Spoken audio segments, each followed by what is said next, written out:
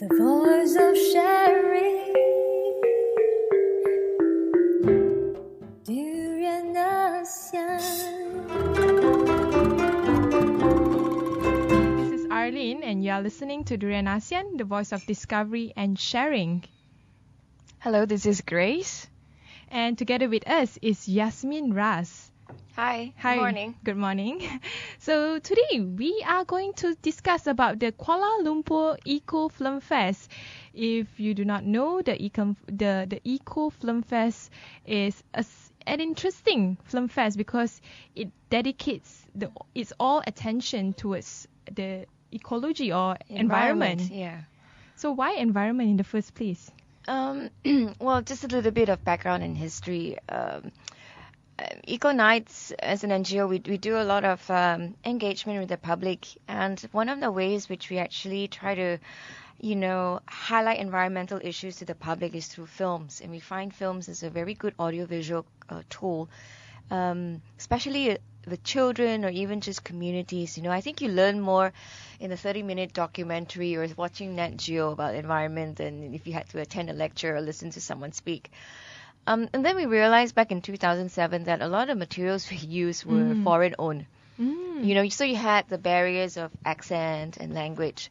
So if I bring a film that an urban 14-year-old would love to watch about environment and it's English here in KL, the chances are very high that, the messages would be, transferred to that person. But if I bring this same film, say, to a rural area in Terengganu, communication just breaks down because whatever that I'm showing, that person cannot relate to. So then I was thinking, why don't Malaysians produce enough environmental content? At that point of time, were there any environmental filmmakers that focus on environment or? Not really. I don't think there was. And the kind of genre, the kind of materials they make are more from the creative side, like advertisement, public services announcements. But you talk about real documentary is very limited. And it goes back to the usual suspects. We have amazing documentary filmmakers here like Lara Arifin and so forth.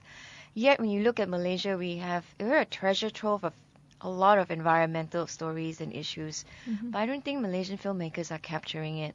So that was pretty much the catalyst of why we wanted to start the Kuala Lumpur Eco Film Festival. Was it back in 2007? 2007 was the conceptualization of it, and then we ran it in 2008.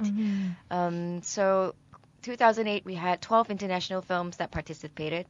We had 6 Malaysian films that participated. Most of them participated in the form of a short film or docu. Today, we've got 375 international films submitted, and we've got about 80 over Malaysian films submitted. So in a span of 7 years, you can actually see it growing exponentially. Majority of them, are they filmmakers themselves, or they are just activists who are passionate on Most a of them particular are topic? filmmakers. Most of them are filmmakers. Most of them are also amateurs or students studying broadcasting and filmmaking. I would like to think that because we have this platform now, that they are making more of these materials. I mean, if it was an international platform, I would imagine, because every time you submit to a film festival, you need to pay a little bit of fee. So I think maybe because our rate was only 10 ringgit, to submit a film, I think that was also a 10 big... ringgit? Yeah. Wow. Anyone can submit a film then. Basically anyone, and you can submit more than one. And we wanted to make it like a catalyst so that the Malaysian, actually 10 ringgit is for the Malaysian filmmakers, to really consider submitting something for the film festival. Because I think the Malaysian story and message just really needs to be upplayed a little bit more here in this climate. Let's focus on your organization, which is called Ecoknights. I like the word nights. Thanks. Nights and Charming. So, when it comes to your organization, how did you start it to form this? You are the president of Ecoknights and also the founder. What ticked you to care about the environment, and why environment in the first place that came to your mind? Mainly because I studied environment. I had a degree in marine biology, and academically, from my master's to right now, also I've always been studying about the environment. But my my true interest would be environment and communication. How do you crack this portal of communication and be able to communicate to the intended target audience and able to change people's perspective and mindset about environment through using the right communication tools. So the film festival was a litmus test for us in 2008, and mind you, we're not a film festival organizer. We kind of just fell into it as the festival grew bigger and bigger. It's an annual event. It's an annual event, so this year is our 7th year. Lots of ups and downs, but I hope that at least in this region, the ASEAN region as well. I think apart from Korea that has a Green Film Festival, I think Malaysia's KL Eco Film Fest would be one of the top environmental film festivals in the ASEAN region. So no other ASEAN country has a eco film not festival? that I know of that has been outstanding and long-serving. So the one that is definitely bigger and wider reach would be the Green Film Festival in Seoul, Korea. And I would think second is us. After all, we are seven years in running already. Just to be clear, the festival will be held at Publica from October 17 to 19? Yeah, so it's a 3-day festival. All film screenings are free. You get a chance to watch, and if you have time, bring a jacket and your own cup because you'll be staying there for a bit. This year we're screening the most number of films, 75 films from about 35 countries, I believe. Do you want to share with us what are the program throughout the 3 days? Have you formulated a program? Yeah, so the gist of it will be film screenings, which will take place at Black Box, basically 12-hour film screening sessions every day. Because there was just too much to show, actually. That is much better than paying 12 ringgit or more for... Definitely. It's just that it might get a bit cold, you know, how theaters are. So we encourage you to bring your jacket and bring your own cup because there'll be drinks there and popcorn's provided. Popcorn's provided? Yeah. So kind of like a whole theater experience. That will happen Friday, Saturday, Sunday. Friday is a special night because it's ASEAN Filmmakers Night. So Friday only will be all the ASEAN films, Hong Kong, Malaysia, China. So we hope the ASEAN filmmaking community will come to support Would there be any ASEAN filmmakers? Yes, we're sending out the invitations right now. So there are some from China and Hong Kong that we hope will come because of the closer distance. The Malaysians ones, they will definitely be there. We like to have the audience know them better as well. So apart from film screenings, we have a whole range of workshops and talks from a broad range of subject matters. Majority of the workshops are for kids and children to learn about. That will be which day? Both days, Saturdays and Sundays, so 18th and 19th. I think the best way to keep track of all the workshops and talks would be through our Facebook page, Kuala Lumpur Eco Film Festival. Or you can go to ecofilmfest.my. Yes, both ways. And click on the schedule screening. Yes, correct. That's for the film screening. And the workshops are quite interesting. We have a simple workshop like how to start your own edible garden in your backyard, to photography, nightscape photography. That one I think is already full. But however, people can still register, so if there's just more people, we'll probably find a bigger space to house everyone. Can you share with us more? What is nightscape photography? Nightscape photography is basically bombastic, you know the word? Basically taking pictures of the sky, the stars, solar system if you can see it at night. Using special lenses or what? I'm not sure. I'm actually quite interested to go in for that workshop. It's done by Umar Mita. Wow. He's one of the upcoming top photographers in this country. And he's got a strong following in Malaysia. I'm very happy, and hence the workshop was pretty much filled up first 2 days after we announced it. And I think he'll be sharing some tips and experience, maybe a little bit technical as well. How do you capture beautiful images of the stars or of the starscape at night? Believe it or not, actually my Facebook cover is the photo of the night sky with stars and all that. I love the night sky. Last year we did a workshop on time-lapse photography by Rob Whitworth. That was the same thing as well. I think photography, or even filmmaking has a very strong following here in Malaysia. I think we're steadily coming out of our box and being super creative and experimental. Well, just to add to the going back to our topics, other than the having workshop or the event itself, what are the things that the audience can expect from this event? To shop and get exposed to a lot of green entrepreneurs, green products and services. I think once a year at KL Eco Film Fest, what we do is we try to bring very refreshing green entrepreneurs that we have here in this country. So for the entire festival inside Publica Mall, we're kind of monopolizing the mall inside by having a exhibition by at least 40 to 50 local NGOs and local green advocates. So whether you're looking for a greener handbag made from hemp, for instance, or you've got eczema and you're looking for organic handmade soaps that's affordable here. That's interesting. There'll be these kind of like small entrepreneurs. So there will be a bazaar, a small bazaar. Where is it at the it's front? Inside Publica at Calder Boulevard, inside the mall. Okay. So we hope that Malaysians will be able to sample and get themselves exposed. Plus, a lot of these NGOs and vendors also run workshops and all sorts of engagement activities. So we hope it'll be an eye-opening experience for the public to come and see. It will be, they're all eco-friendly products. Yeah, so you even have clothes made from bamboo. Oh, that's wow. amazing. That's amazing. So sometimes we read about this online and you wish you could, get hold of it. So we hope that the festival will bring you one step closer to not just purchasing, but also know the people behind it.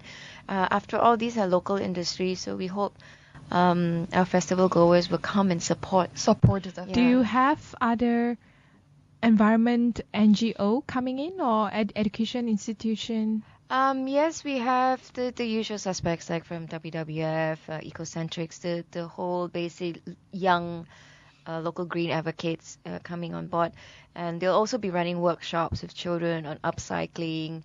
Like myself, I'll be running a workshop on composting and for registered participants, they actually get to go home with their own composting bin.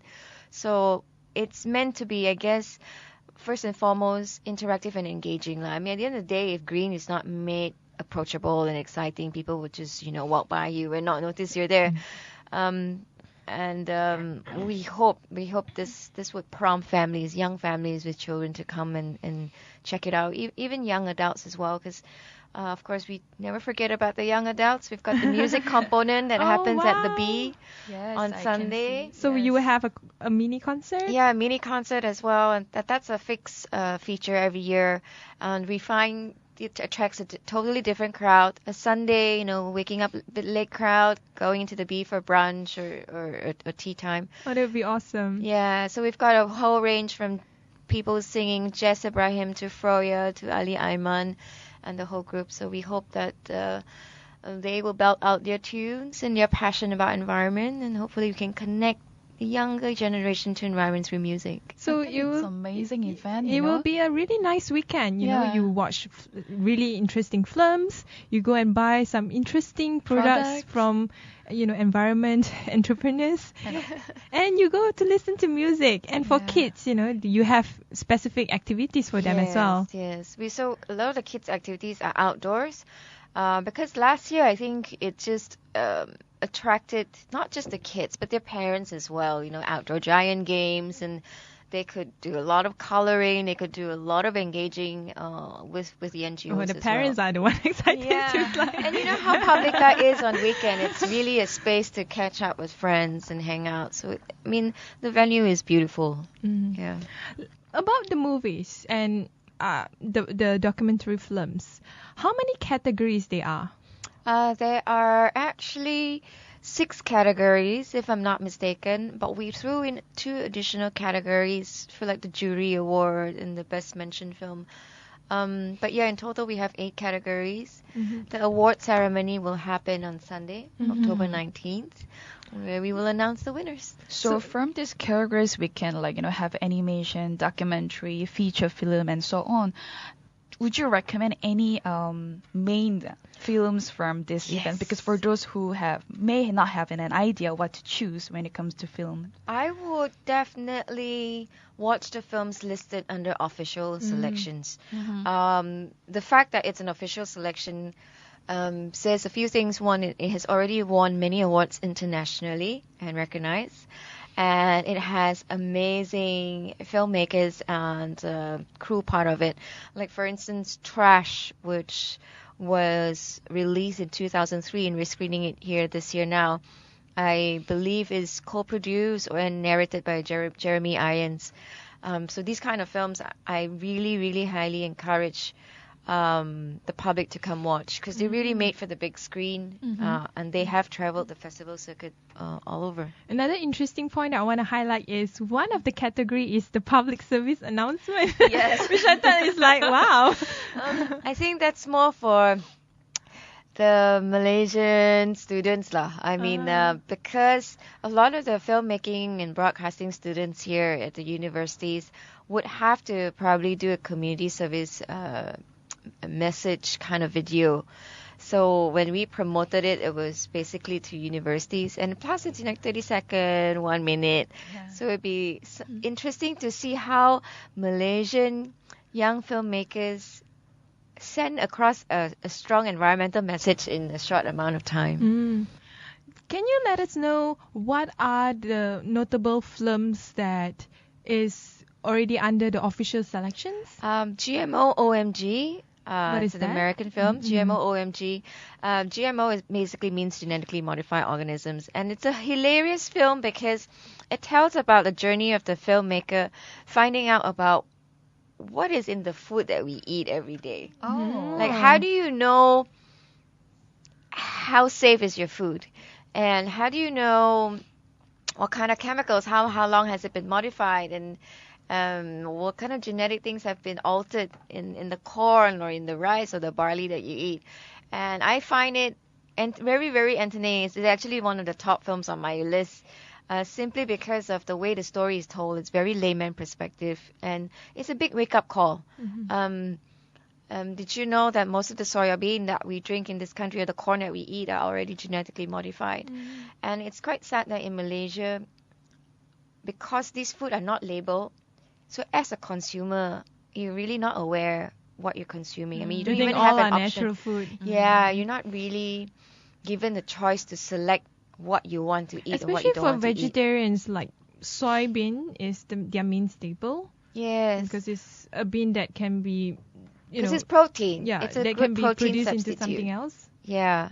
However, most soybean products are genetically modified. So Other films? I actually also like Revolution by Rob Stewart. It's a super creative film. And he's also an amazing filmmaker.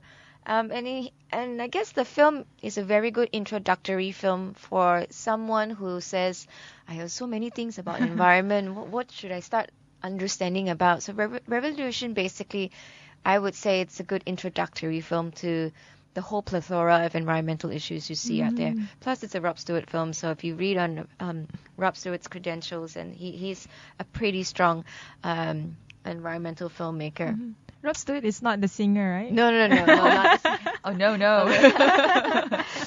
So it helps that he doubles up not just as a filmmaker, but he's an activist himself. So that's pretty cool.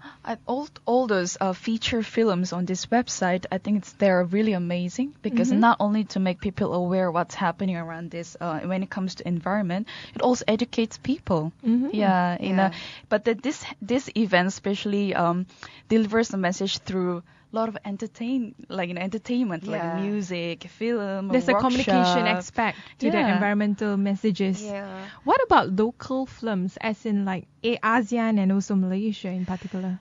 Oh, we didn't get any documentaries at all this year. At least last year there were a couple. So no full-length feature films. Like I think Malaysian probably, I don't know. They either don't understand the depth of environmental issues that can be shot in a full feature-length film. So a lot of the Malaysian films we received were under the short film and animation category. Yeah, I can see that.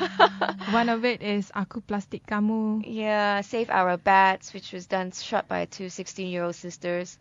But itulah, I mean, I'm hoping that this filmmaking industry on environmental issues will continue to grow. Because right now, I think we're really taking baby steps. Would it be because the filmmakers in Malaysia, they do not have enough funding or enough of the resources to make a full feature film? I think if you know the right person, you would know the right way for funding. But maybe it's about how do you story tell and make a story interesting about the environment. Some amazing ones would be like Avatar. And Avatar to me is really an environmental story, talking about development versus the homes of indigenous communities, in this case the blue people. And it's the same thing happening in this country as well. But how do we make it entertaining? How do we make it appealing to the audience is one thing I think Malaysian filmmakers need to start mastering. Because I see some of the amazing documentaries that they're featuring this year about Malaysia are shot and produced by foreign filmmakers. Like Sunset Over Selungo by Ross Harrison. It's really about the plight of our Orang Penan in Sarawak, in the light of the destruction of the rainforest. It's beautifully made, and I was thinking, I wish this was a locally done film because this is really our backyard. Will we be able to watch it during the Eco Film Fest? Yes, it will be screened. In fact, Ross is coming to Malaysia. Oh, wow. To actually share his experience about shooting with the Orang Aslis and also what he experienced personally and what he saw while he was there. So, I'm happy that Ross shot that film, but I'm also disappointed that, this could be, this is our turf, So I think Malaysian filmmakers need to see that to be big in the industry, to showcase your talent, your skills, is not just about making films about Pontianak and you know what I mean. I think we've got a variety and depth of subject matters, but we're not cashing into it and making amazing films out of it. Is it also because of the equipment and the quality? So there are local people, they're a bit worried does it get the help from them? But I think like some of the productions like is it Viking and all that, it's done with really high-end technology. So I would say equipment-wise, technology-wise, there's no problem. I don't think it's a problem. But again, I go back to storytelling. So we find ourselves prefer to tell stories and make into films of the horror kind or of the funny, comedy, superhero kind.